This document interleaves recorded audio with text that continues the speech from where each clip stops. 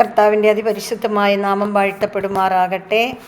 പ്രിയപ്പെട്ടവരെ, വിശുദ്ധ പൗലോസ് അപ്പോസ്തലൻ ഫിലിപ്പിയക്കാർക്ക് എഴുതിയ ലേഖനം 4 അധ്യായം അതിൻ്റെ 5 മുതൽ 9 വരെയുള്ള വാക്യങ്ങളാണ്. ആ വചനം ഇപ്രകാരമാണ്: നിങ്ങളുടെ ക്ഷമാശീലം എല്ലാവരും അറിയട്ടെ. കർത്താവ് അടുത്തെത്തിയിരിക്കുന്നു. ഒന്നിനെക്കുറിച്ചും ആകുലരാകേണ്ട.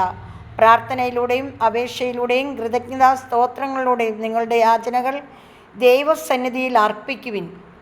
അപ്പോൾ നമ്മുടെ എല്ലാ ധാരണയും അതിലംഘിക്കുന്ന ദൈവത്തിൻ്റെ സമാധാനം നിങ്ങളുടെ ഹൃദയങ്ങളെയും ചിന്തകളെയും യേശുക്രിസ്തുവിൽ കാത്തുകൊള്ളും. അവസാനമായി സഹോദരരെ, സത്യവും വന്ധ്യവും നീതിത്വവും പരിശുദ്ധവും സ്നേഹാർത്ഥവും സ്തുതിക്കർഹവും ഉത്തമവും പ്രശംസായോഗ്യവുമായ എല്ലാ കാര്യങ്ങളെക്കുറിച്ചും ചിന്തിക്കുവിൻ. എന്നിൽ നിന്ന് പഠിച്ചതും സ്വീകരിച്ചതും കേട്ടതും എന്നിൽ കണ്ടതും നിങ്ങൾ ചെയ്യുവിൻ. അപ്പോൾ സമാധാനത്തിൻ്റെ ദൈവം നിങ്ങളുടെ കൂടെ ഉണ്ടായിരിക്കും. ദൈവവചനമാണ് നാം കേട്ടത്. നമുക്ക് ദൈവത്തെ സ്തുതിക്കാം. പ്രിയപ്പെട്ടവരെ, ഈ കേട്ട വചനത്തെ ഓർത്ത് നമുക്ക് ധ്യാനിക്കാം, പ്രാർത്ഥിക്കാം. നമ്മളുടെ സ്വർഗീയ പിതാവ് അടുത്തെത്തിയിരിക്കുന്നു. നമുക്ക് നമ്മളുടെ സ്വർഗീയ പിതാവിൻ്റെ മക്കളായി നമുക്ക് നിത്യജീവൻ അവകാശികളായി മാറണ്ടേ? നമുക്ക് നിത്യജീവൻ വേണ്ടേ? ആ നിത്യജീവൻ കിട്ടണമെങ്കിൽ നമ്മൾ സ്വർഗത്തിന് അവകാശി ആയിരിക്കണം. ഹല്ലേലൂയ. നമ്മൾ ക്ഷമാശീലരായിരിക്കണം. ഹല്ലേലൂയ. നമ്മൾ ഒന്നിനെക്കുറിച്ചും ആകുലരാകേണ്ട. ഒന്നിനെക്കുറിച്ചും നമുക്ക് പ്രാർത്ഥിച്ചാൽ മാത്രം മതി. പ്രിയപ്പെട്ടവർ, നമ്മൾ പ്രാർത്ഥിക്കുക. പ്രാർത്ഥന കൊണ്ട് നടക്കാത്ത ഒരു കാര്യവും ഈ ഭൂമിയിലില്ല. ഹല്ലേലൂയ. അങ്ങനെ നമ്മൾ ദൈവത്തിൻ്റെ മക്കളാണെന്നും ദൈവത്തിൻ്റെ കൂട്ടവകാശികളാണെന്നും ജനം അറിയട്ടെ. ഹല്ലേലൂയ. നമുക്ക് ജനത്തോട് പറഞ്ഞു കൊടുക്കാൻ പറ്റുന്ന ഒരേ ഒരു കാര്യമേ ഉള്ളൂ: പ്രാർത്ഥന. ഹല്ലേലൂയ.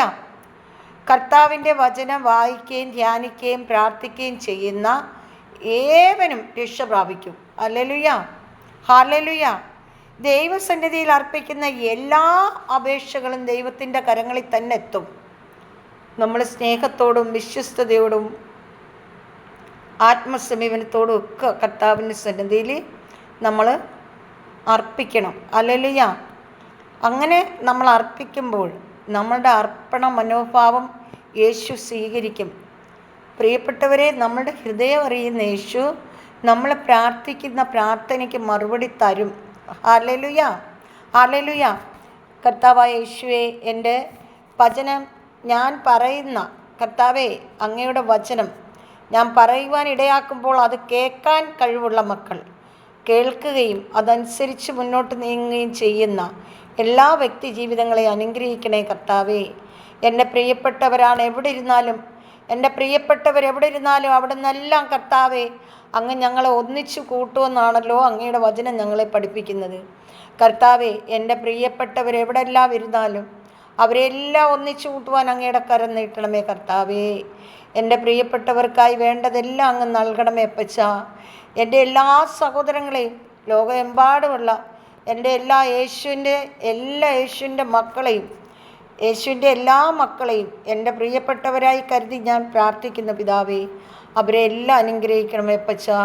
അവർക്കെല്ലാം വേണ്ടുന്ന നന്മകൾ കൊണ്ട് നിറയ്ക്കണേ കർത്താവേ. ഹല്ലേലൂയ. ദൈവമേ, അങ്ങ് പരിശുദ്ധനാണ്, അങ്ങ് സ്നേഹാർക്കനാണ് കർത്താവേ. അങ്ങ് സ്തുതിക്ക് യോഗ്യനാണ് ദൈവമേ. അങ്ങ് നിത്യം വസിക്കുന്ന രാജാവാണ്. അങ്ങ് രാജാതിരാജനാണ്. ഞങ്ങളുടെ സ്നേഹസമ്പന്നനാണ് കർത്താവേ. അങ്ങേ വിളിക്കുവാൻ വാക്കുകൾ പോരപ്പച്ച. അത്രത്തോളം മഹത്വമേറിയ കൃപ ഞങ്ങളുടെ മേൽ ചൊരിയുന്ന ഞങ്ങളുടെ സ്വർഗീയ പിതാവാണെന്ന് ഞങ്ങൾ അറിയുന്നു. ആ പിതാവിൻ്റെ മഹത്വം ഈ മക്കളുടെ എല്ലാം മേൽ ഇറങ്ങി വരട്ടെ എന്ന് പ്രാർത്ഥിക്കുന്നു. ഈ വചനം കേൾക്കുകയും ധ്യാനിക്കുകയും അതോടൊപ്പം ജീവിക്കുകയും മറ്റുള്ളവർക്ക് ഷെയർ ചെയ്ത് കൊടുക്കുകയും സബ്സ്ക്രൈബ് ചെയ്ത് കൊടുക്കുകയും ഒക്കെ ചെയ്യുന്ന എല്ലാവരെയും കർത്താവ് പ്രത്യേകമായി അനുഗ്രഹിക്കണമേ അപ്പച്ച. അപ്പാ പിതാവേ, ഓരോ വ്യക്തി ജീവിതങ്ങളെ അനുഗ്രഹിക്കണമേ. അവർക്കായി പ്രാർത്ഥിക്കുന്നു പിതാവേ. എല്ലാവരെയും പരിശുദ്ധാത്മാവിനാൽ നിറയ്ക്കണമേ എന്ന് പ്രാർത്ഥിക്കുന്നു. പിതാവായ ദൈവത്തിൻ്റെ സ്നേഹവും പുത്രനായ ദൈവത്തിൻ്റെ കരുണയും പരിശുദ്ധാത്മാവിൻ്റെ അഭിഷേകവും എല്ലാ വ്യക്തി ജീവിതങ്ങളോടും ഒപ്പം ഉണ്ടായിരിക്കട്ടെ എന്ന് പ്രാർത്ഥിക്കുന്നു. നിത്യം പിതാവും പുത്രനും പരിശുദ്ധാത്മാവുമായ സർവേശ്വര എന്നേക്കും. ആമേൻ, ആമേൻ, ആമേൻ. കർത്താവ് നിങ്ങളെ എല്ലാം സമൃദ്ധമായി അനുഗ്രഹിക്കട്ടെ. Praise the Lord.